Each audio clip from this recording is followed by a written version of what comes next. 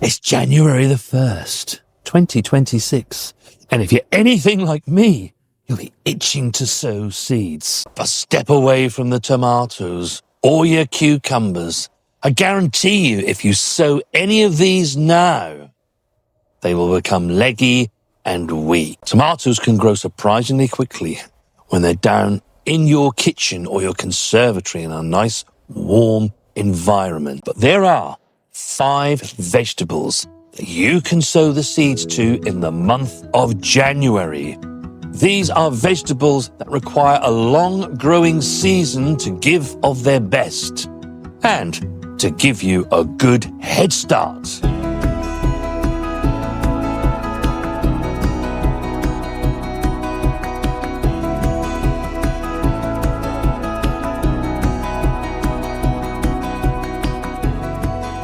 Hello and a very happy new year to you all. My name is Barry and this is our New Dig Norfolk garden where we grow vegetables all year round using the New Dig method. Today, we're not just sowing seeds for the sake of it. We're building the foundation for your entire growing year. But before we talk about the seeds that you could be sowing, a question for you.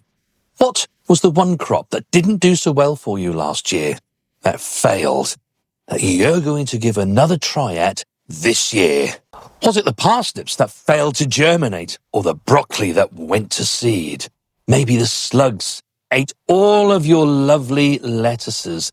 Let us know in the comments, and we'll make a pact to try and do something about that in 2026. So let's start with the absolute must-sow for January, and that is onions. Now this year, myself and Mrs. W, we're going to be sowing our old favourite Globo. They work really, really well for us. And we're also going to be sowing our red barren onions. And I shall be particularly looking out that we get the right seed this year. Any of you that watched the video that went out just before Christmas, when we look back at the year, you'll know that we received the incorrect seeds last year. And so we never got any red onions. But also, I'm going to be bringing back an old favourite. I put a community post out a couple of days ago, and Christine Thompson, she actually said she had a really good harvest of Bedfordshire Champion onions. And do you know what? I think when I replied to her, I said, yeah, that's an old favourite. We used to grow that. I'm going to bring that back this year and grow a few of those this year. And actually, I might just see just how long they sort of keep compared to the Globo, and compare the Globo to the Bedfordshire Champion. Because I do know that the Bedfordshire Champion really do store very, very well, so long as they're cured properly. For the new vegetable gardener, onions are quite a simple crop to grow, and they don't need fancy equipment. You don't need the grow lights, you don't need the heat mats. If you sow these in January, they'll germinate just nicely on your kitchen windowsill, a nice sunny kitchen windowsill. And then once they have germinated, you can just move them to somewhere where they get full light. Now, for myself and Mrs. W, that means the polytunnel. We shall bring them up to here. Onions are quite cold tolerant. It would need to get really, really cold to do them any damage. But what you can do, if you don't have a polytunnel or a greenhouse to leave these in, you can put them outside by day where they will get the full light, and then just bring them in at night. Now, I was talking to somebody the other day who was saying that they'd heard or watched something where somebody said that if you sow your onions in December, you'll get an earlier harvest. Well, let me tell you this now. That is not the case. Onions are photoperiod sensitive. What does that mean? It means that they begin to bulb as the daylight hours reach a certain length. You have short day onions and you have long day onions. The ones that we know as main crop onions here in the UK, they are long day onions, and they require a certain length of time that will not happen until we reach the summer solstice. To get an early harvest of onions, you need to sow the short day onions. And for us in the UK, December is not the best time. Sometime towards the end of August, so that you can then get them into their final growing positions during October, where they can overwinter, and then you'll get a slightly earlier harvest, sometime in late May and June. We use these 40-cell module trays. Why? Because they last a long time. They're really rigid looking. They have nice large holes you can get your finger in to be able to pop the plug out. And I don't know about you, but if you're using or have used in the past those really flimsy plastic trays, when you go to set something out, they're bending down here as you're trying to get it out. You don't get the same thing with these module trays. So if you're tired of using those flimsy plastic ones that keep cracking on you, we've got a link to these in our shop, and you'll find that link down in the description. The next three seeds are the maybe sows. These are the heat-loving plants, but they do benefit from a longer growing season. But this is where people go wrong. If you don't have a setup like you can see here, then you are going to struggle to grow these at this time of year. We have heat mats and we have grow lights. By the way, all of this is linked down below in our shop. So if there's something that you do want to get on board with, just click on that. It will take you to our shop and you'll be able to purchase this equipment. Lots of people try to sow these seeds at this time of the year without having this. And of course, they have very poor results. The problem is that sowing them and growing them on in your kitchen, the radiators that you have is telling them that it's very, very warm. But then comes the light problem. In January, it's extremely low. And if you try to grow these plants without this equipment, they're going to become very leggy, very weak seedlings that are highly unlikely to survive January and February. This year, we are trying a few different things. But there is one thing we are going back to, and that is an aubergine variety called Moneymaker. Now, we grew a different variety last year. We didn't grow our usual Moneymaker, and the harvests were horrendous. It was probably the one thing that really failed, wasn't it, Mrs. W? Yeah, we were very unlucky, I think. They took so long to get a fruit develop on them, didn't they? And then they weren't purple. Yeah. This weren't great, were they? No. Just weren't great. So it's back to our old favourite Moneymaker. When it comes to our peppers, Mrs. W's decided to go for two new varieties. One is a variety called Bendigo, and the other is Beauty Bell. Both are F1 seeds. If you want to save your own seeds from these fruits, F1s are not the ones you need to choose. However, we did the year before last save some seeds from varieties that were not F1s. But because we grew 3 or 4 different varieties of bell peppers, none of them came true when we sowed them last year.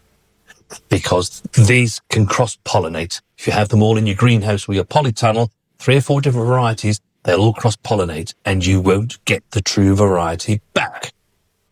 So my advice to you is that if you really, really like a particular bell pepper, either overwinter it, and we have videos on our channel to show you how to overwinter these plants, or sow new varieties every year. That was really quite a big learning for us this year, wasn't it, Mrs. It was, W? yes, yeah. It really was. It really was. Now, most years we managed to overwinter some of our chilies, and indeed we have done this year. We didn't make a video on it because there are already 2 very good videos telling you all about it on our channel. But just in case some of these don't make it through the overwintering period, we always look to sow new ones in January. And this year, Mrs. W has actually gone, because she picks these out for us. We're going to sell some more jalapenos, which we always have. But she's decided we're going to do the Trinidad Perfume. Now, these are quite different from any other chili pepper that we grow in that they're not hot. They have all the tastes of the chili. It's a nice fruity taste, but they don't have the heat. So I'll be really interested to see exactly what they taste like. I'm really looking forward to seeing those. They're yellow as well, which is quite nice. So a bit of a change in colour. But you do need this setup if you are going to sow and attempt to grow these during the month of January. What we do is that we sow them in pots and they go on to the heat mats. From the heat mats, once we prick them out, they're pricked out into these trays, which the grow lights go on top of. And then there they stay with the grow lights on, giving the maximum amount of light that they require to grow good, strong and tall. And they'll do that until the end of February, beginning of March. What we do then is we switch the grow lights off and put these outside on warm days. But we bring them back in the evening when the temperatures start to drop in early March, just to put the grow lights back on again so that they still have the maximum amount of light. We've been asked by one or two of our viewers if we could show our setup, how we use them and exactly how we get these plants through.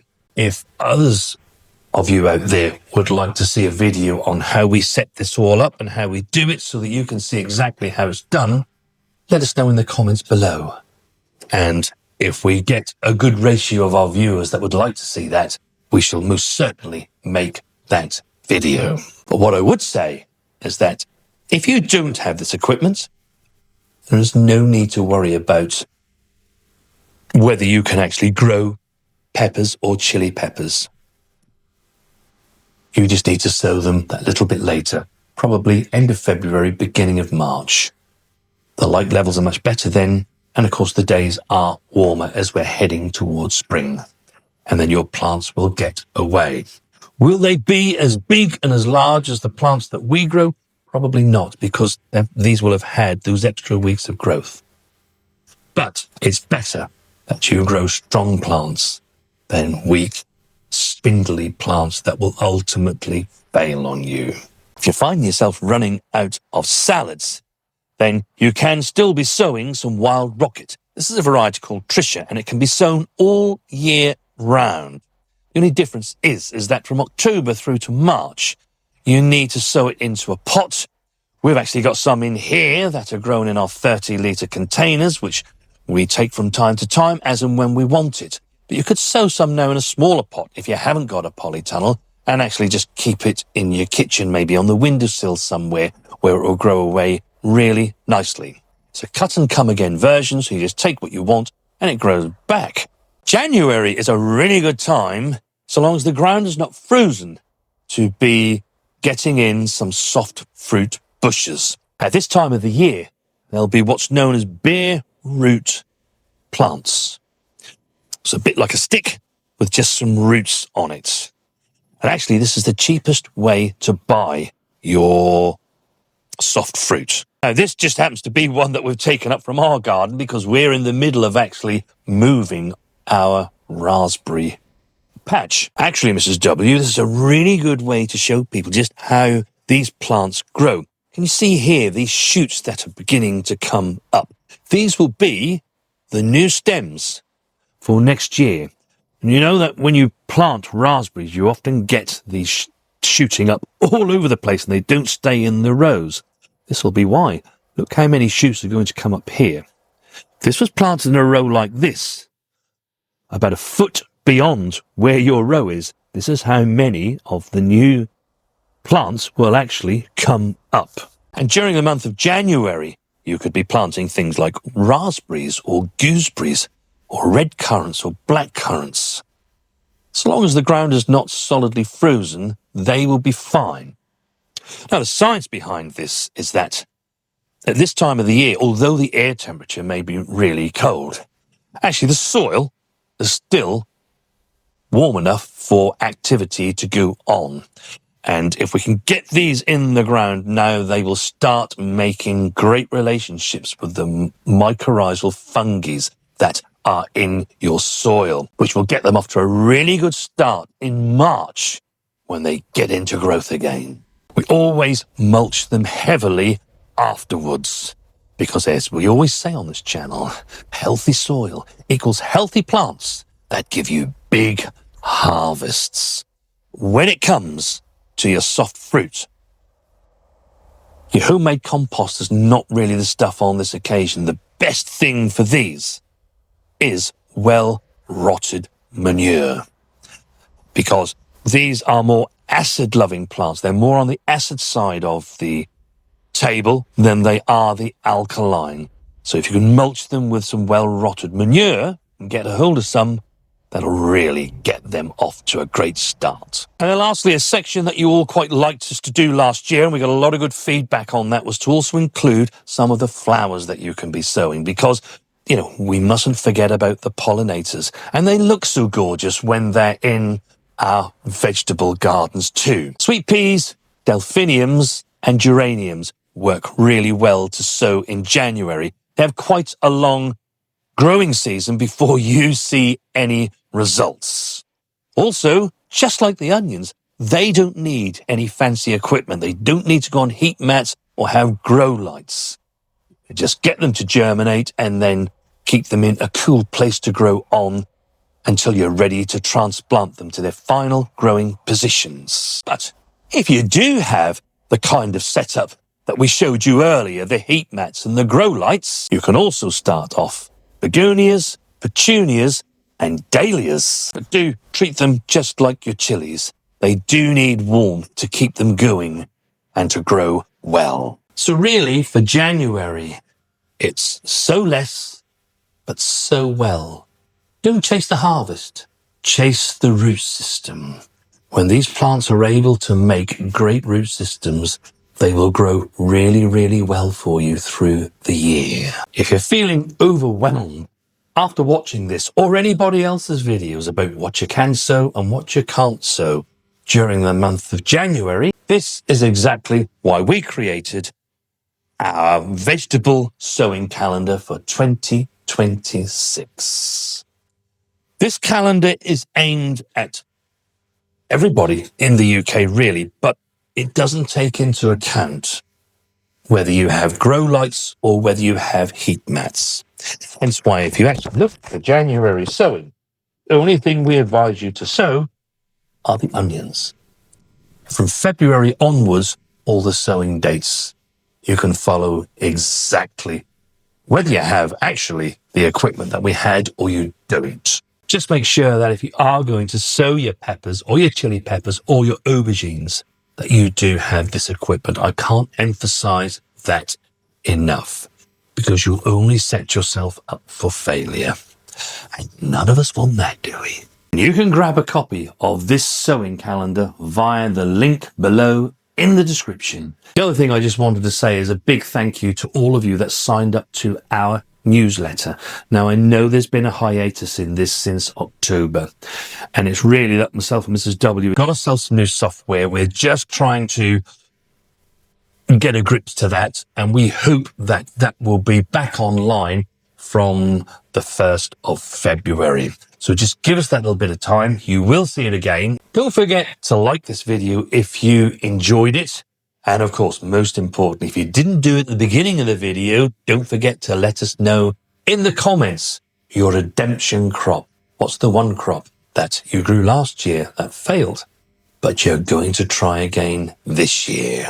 If you want to see how those tiny onion seeds turned into really big bulbs, big enough for us to be able to store and use for the next 9 months of their life, then watch this video next.